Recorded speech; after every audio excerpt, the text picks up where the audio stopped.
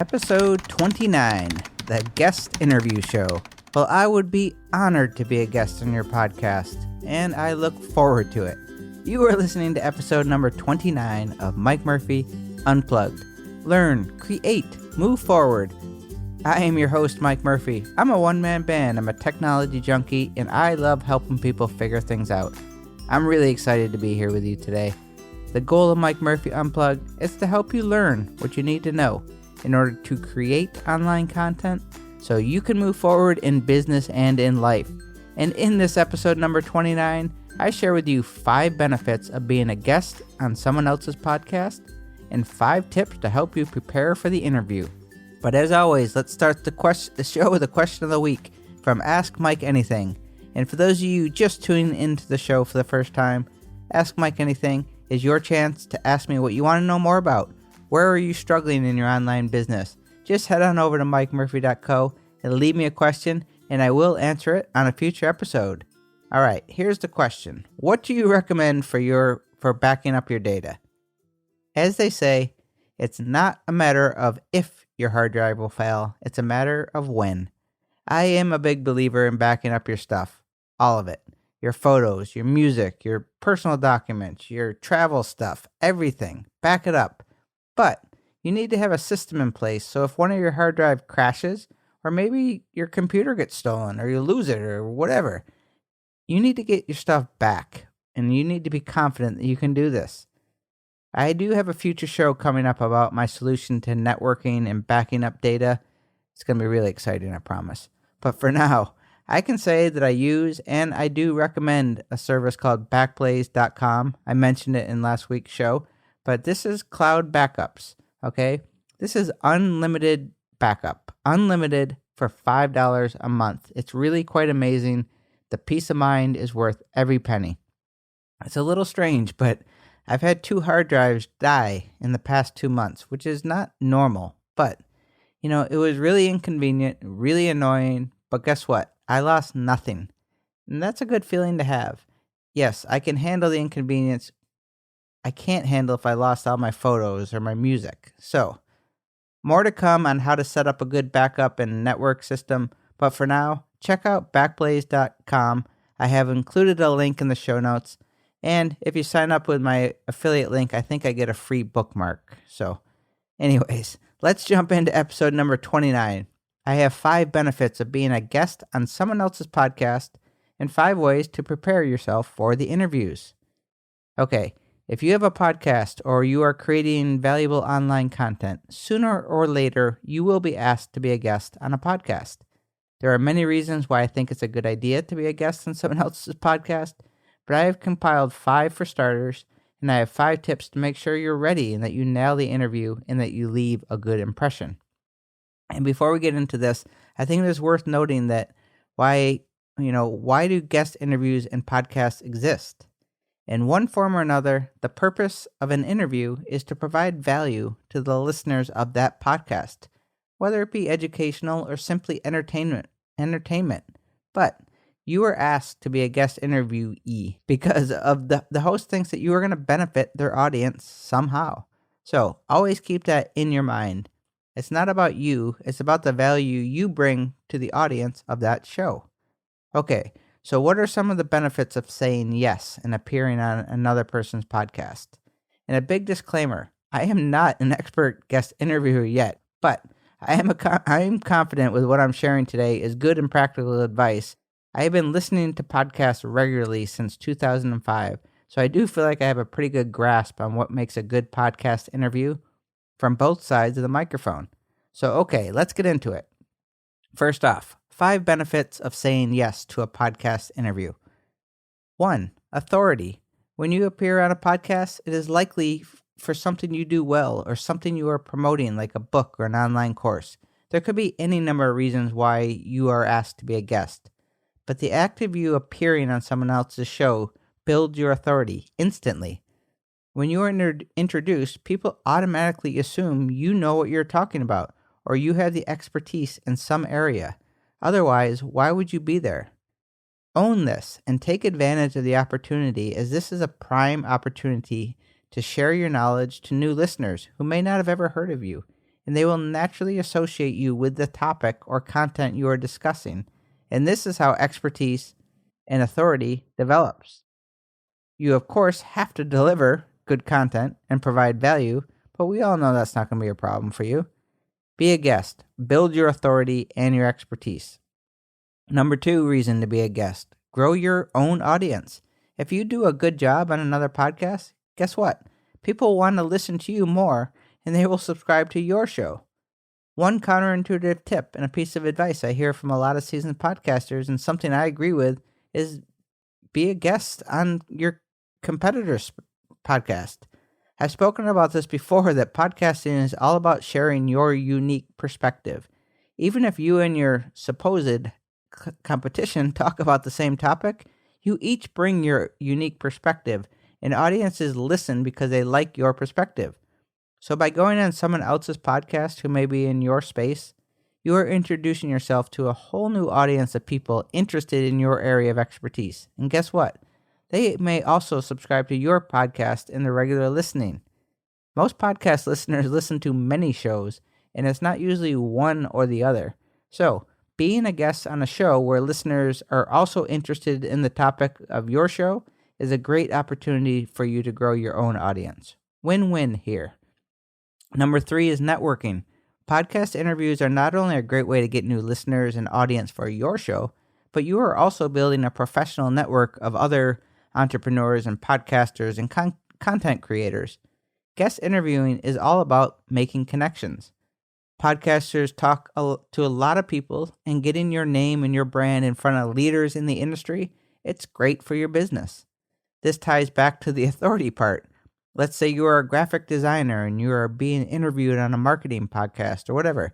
The next time someone asks them, do you know a logo designer? They will likely think of past guests and say, oh yeah, I had this great designer on my show. I'll be happy to make the introduction, to them. The referral and networking opportunities is a big deal. Number 4, confidence and communication skills. Think of guest interviewing as a confidence builder, and it will also do wonders for your presentation skills. I know for me, one of the reasons I started my weekly show on Blab was to improve my social skills and learn to be a better communicator and speaker. I can tell you, I feel like I have improved quite a bit each week, and I grow more and more confident in myself and my abilities as a host and a facilitator. Guest interviewing is a great way to build on these skills, and the more you do it, the better you're going to become. Just like everything else. Number 5, revenue. Let's face it, many people want to be on other people's podcasts to promote something. If you subscribe to a lot of similar marketing podcasts, you'll start to see a pattern. Every time a new hot book comes on, you'll see the authors show up on every show you subscribe to, often telling the same stories, but promotion and generating income from a podcast guest is one major benefit for many. Being a guest on another podcast will often drive traffic to your website too. So as people want to, they want to check you out. It's up to you to be ready for this and have, call to action buttons or sign up forms or products to sell when your newfound visitors go check out your site. What do you want them to do when they land on your site? Because they are going to check you out as they're listening to this podcast. So making sales or promotion is definitely a possibility. Just remember to always be respectful in everything you do when it comes to your self-promoting. Your ultimate goal is to build relationships with the host and their audience, and if you are hard selling your services, it's going to be a turnoff. But if you do it well, you could definitely generate some new business and income from being a guest. Okay, let's move on to how to prepare for being a guest on another podcast. Again, I have 5 tips here. All of these tips apply to more than just being a guest on another podcast. These are all about how to make you and your brand professional and show that you take your business seriously. So number 1, you probably already know what I'm going to say, and that is, you guessed it, be prepared. Some people have this misconception that interviews are just free-flow conversations and you just have to improvise as you go. Just show up. I was helping a new podcaster who shared the reason he wants to do interviews is you don't have to create any content and the guests do all the talking. So it's so much easier to have interviews. This kind of made me cringe because guess what? Both the interviewer and the guest need to be prepared or the interview is going to suffer. Now, we're talking guests today, so as a guest on another podcast, just do the basics. Do your homework. Listen to a couple episodes of their show. Get a feel for them. Know their style. Know the topic. Understand why you were asked to be on their show. Know their target audience, as you are expected to deliver value to their audience. Just like knowing your show's listeners, you need to know who you are going to be speaking to as a guest and prepare for that. Another thing, rehearse. That's right, rehearse. Know your bio and your story inside and out. Know the questions like, so, tell us about yourself. You need to practice. You need to know your material cold, and that takes practice and rehearsing. So I'm sorry, all you non-preparers, but it's true. One of my favorite quotes that I've probably said 10 times already, failing to plan is planning to fail. First impressions are everything, so do the pre-work and it will get noticed, promised. Number 2, organize assets. Along the same lines as being prepared, number 2 tip is create a folder on your computer and put it in Dropbox or somewhere in the cloud so you can always have access to it. Call it something like bio or PR. This folder is going to be your personal promo pack. Be sure to have your avatar or your headshot in web-ready formats. I keep mine in both square and horizontal formats for everything I do. Also, keep a text blurb with your About Me bio that you might keep on your homepage that can easily be copied and pasted. Also, make sure you include your basic stuff, all of your contact information, your name, your address, your phone number, your email address. Include all of your social media links. What you are ultimately trying to achieve is making everything as easy as possible for the podcast host by providing them with all the information about you in one easy place and in formats they can use with little tweaking. They might not use it all, but if it's there and easy, they're going to love you for it. And remember, the easier you make it to promote you, the more likely you will be promoted. So just keep that in mind. Number 3, the tech. Know your equipment. Test it well way before the interview. You may be asked to record your audio locally, such as if you're doing a Skype for the interview. Practice. Make sure everything is working. And as a side piece of trivia, when each side of an interview records their own audio locally on their own machine, that is referred to as a double ender. I didn't know that last year. It's a radio term, but that's a double ender. When the interview is over, you send the file that you recorded on your machine up to Dropbox or whatever, and the person who's putting out the final product, they take your audio and their audio and put them together. Know the tech is all I'm saying. Close down other programs. Clean the cache out of your web browser. Maybe reboot your modem and your router. Whenever I do a blab show, I often close down my computer and just try to reset all the running programs as best I can to ensure my MacBook is running at its optimal level. And always, always, always hardwire your internet connection versus using Wi-Fi only whenever possible. Wi-Fi is really spotty when live streaming video most of the times, so connect via an Ethernet cable whenever it really matters. On the same lines with tech, make sure your room environment is quiet. Turn off the AC or the heater and the TV and close the doors and windows that might introduce outside noise. Keep water and everything you need around you. Go to the bathroom before you go.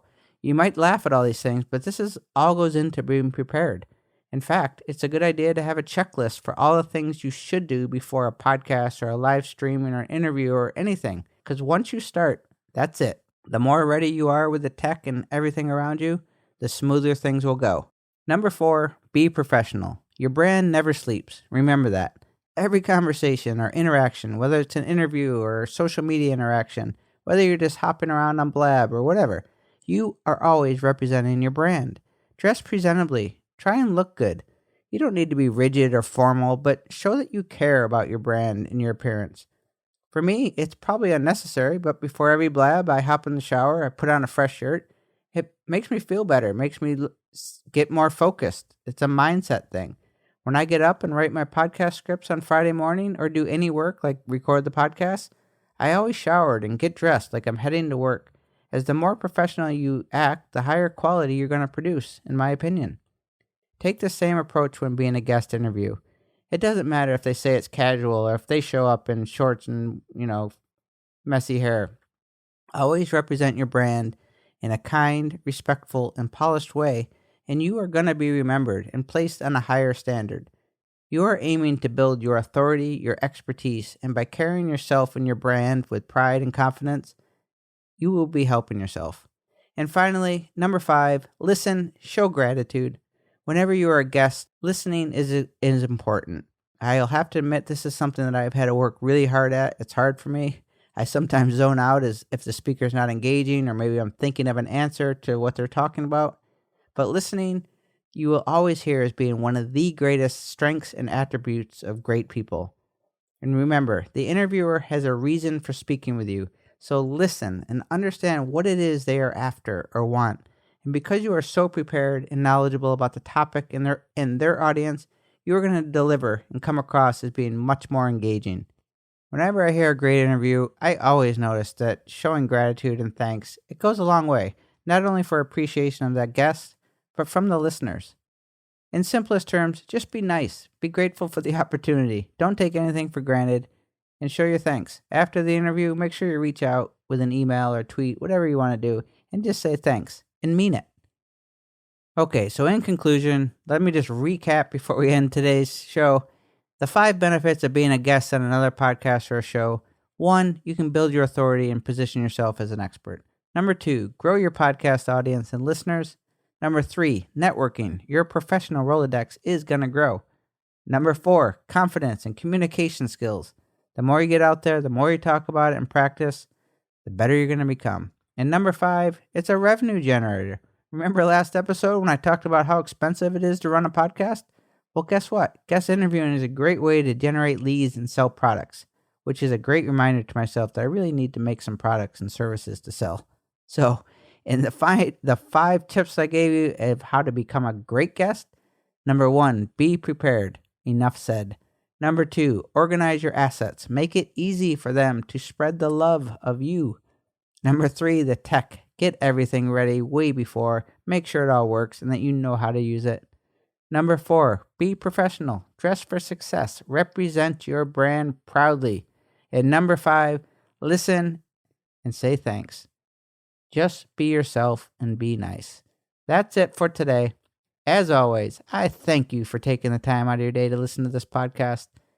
If you have a question for me, go over to MikeMurphy.co. Ask Mike anything. Leave me a voicemail. Fill out the Ask Mike form. Also, sign up for the newsletter that comes out every single Friday. If you have not subscribed to the podcast, or you know someone who has not subscribed to the podcast, by all means, share the podcast with it. Leave me a rating and review if you do so. That really just helps show your support, gives me some Apple love. Finally, it is in the early stages, but it's growing a little bit. The private Facebook group you can find over on the website. There's big buttons all over at MikeMurphy.co for Join the Band. And I thank you for joining me today. I hope you join my one-man band, and together we can learn, create, and move forward. Cheers.